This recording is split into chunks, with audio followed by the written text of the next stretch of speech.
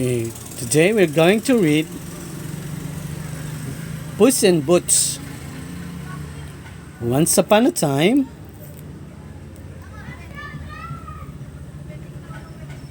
a miller had 3 sons. When the miller died, the first son inherited the mill. The second one was given a donkey, and the youngest one got a pussycat. The young man was very sad, but the cat, who could speak, reassured him with these words: "Don't you worry, my dear master. You'll be rich, and soon or faster. Trust me. Give me a feather hat, leather boots, and a strong sack."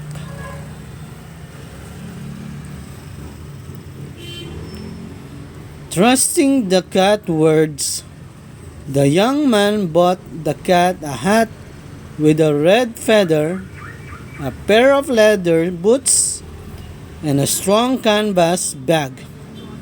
With that hat on his head and his paws in the boots, the cat ventured in the woods. As a skilled hunter that he was, he immediately caught a far rabbit. Then, with the rabbit in his bag, he set off for the royal palace. The next page.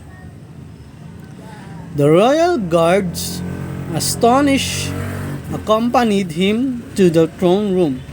When he was before the king, the cat bowed low and said, "This is a present on behalf of the Marquis of Carabas. Although I never met him, I gladly accept this gift," replied the king. In the days that followed, the cat returned many times to the royal palace with the wild game, always saying that it was a gift from his master. One morning, he heard that the king and the princess were about to go for a coach ride along the river.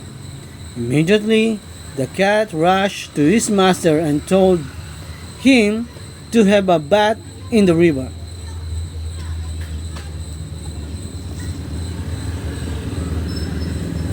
The young man did as the cat instructed, and a little later, the royal carriage crossed the bridge over the river. From the river bank, the cat began to wave his hat vigorously, shouting, "Help! Stop the coach! Rescue him! Please slow down!" Bandits attacked him, took even his gown. "Quick! He can't swim! The young Marquis will drown!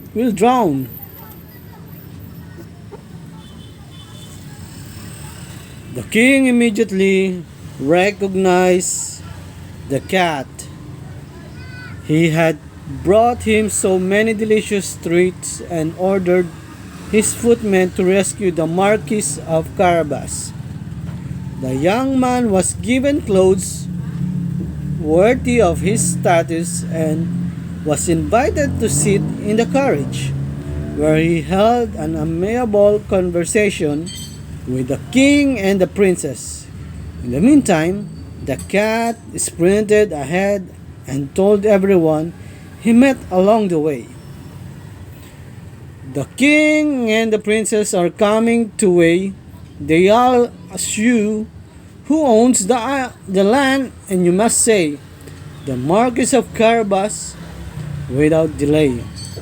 Then he scampered up the hill toward the castle of the real owner of the land, an evil ogre with the magical powers.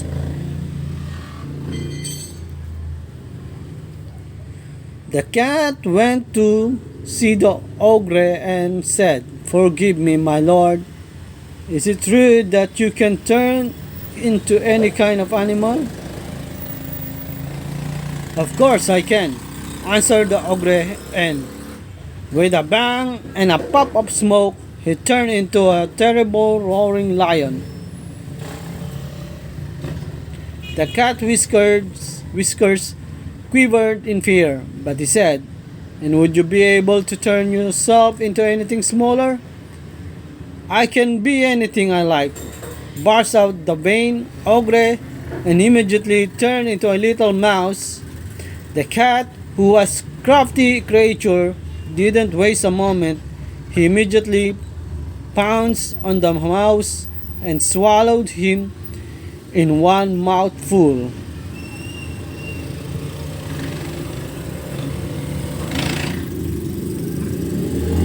Then the cat darted to the castle entrance to welcome the approaching royal carriage. "Welcome to the home of the Marquis of Carabas," he announced, receiving the king and princess and the miller's son. Then he led them to a hall where they all sat at a lavishly laid table, with the wild game, fine desserts, and wine from the Carabas land. "What a delicious banquet! You are a truly generous man," Marquis exclaimed the king. The next page. In the meantime, the beautiful princess had fallen in love with a gentle and unpretentious young man, and he with her. So the king said to the marquis, "A man with a noble and generous heart like yours is certainly worthy of my daughter. If you wish, I will be happy to allow you to marry her." Your majesty, your words fill me with a joy," answered the young man, smiling at his beloved princess. A few days later, all the aristocratic families of the kingdom gathered at the royal palace to celebrate the wedding of the Marquis of Carabas and the princess. The son of the humble miller became first a prince, then king. Together with his gentle wife, he ruled wisely on the land for many happy years. Exceptionally elegant and assaulted perfectly his beloved hats and boots. As for the daring and cunning cat, he was appointed as personal counselor to the king. The palace tailor sew a made-to-measure velvet uniform for him, which was Puss and Boots. "Don't you worry, my dear master, you'll be very rich and soon as faster."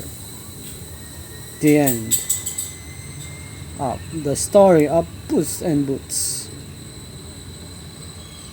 For more video and story like this, please subscribe and like our video. Bye-bye.